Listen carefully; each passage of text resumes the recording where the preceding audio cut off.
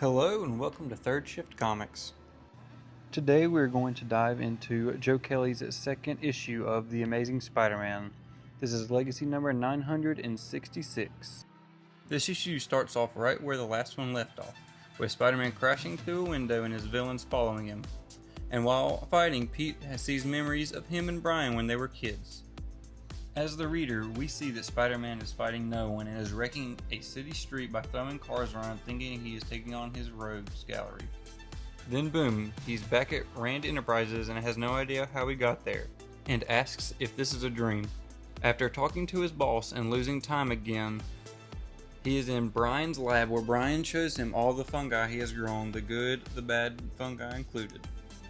As Peter starts to try and get a handle on the situation, he asks Brian why he is covering for Peter since they haven't seen each other since middle school, and all Brian says is that Brian owed Peter for helping him in middle school once.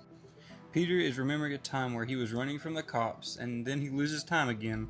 Now he's on the roof of Rand Enterprises, then he hears laughter, and not just any laughter from the Green Goblin. And Peter isn't holding back. He screams, "I'll kill you," and then when he throws a punch, Norman catches it, saying, "Not throwing haymakers like that, you won't," and tells Peter he's taking the rest of the day off.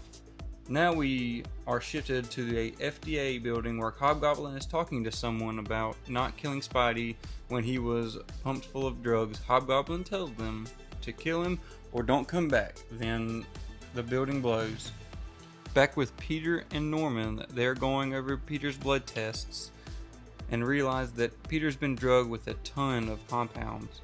Some even Norman can't even recognize. Norman states Peter's metabolism should burn through the toxins eventually, but until then he should rest. They agree that it was odorless gas because it wouldn't trigger spider sense until it was too late. Peter hallucinates Green Goblin again and knows it's not real. Peter agrees to rest, but Norman says that he is a terrible liar and packs him a to-go bag of Narcan. Spidey swings to Ravencroft and meets up with Shay. Then she asks if this is going to be a favor or is he going to tell her why she shouldn't process him after his show. And he confirms that he was drugged like his friend Peter told her. On the way to the Rhino, Spidey gets distracted by himself as a kid being scolded by Uncle Ben and Aunt May. Then Shay literally snaps him back to reality, and Spider-Man and Shay hear a scream and Spidey swings into action and tells Shay to run and fast because it's Itsy Bitsy and she's here to kill the Rhino.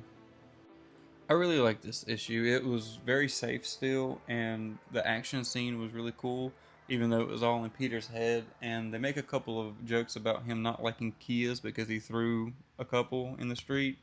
Other than that, I don't know how to feel about Itzy. Never really read the issue with Deadpool and Spider-Man about her, so her character's kind of new to me. I know a little bit about her, not my favorite, but other than that, the story it's setting up is actually turning out really well. I like it so far. It could change, could not, who knows. Thank you for watching, and just wanted to remind everyone that if you haven't already, to hit the subscribe button and leave a comment or just like the video. Thanks.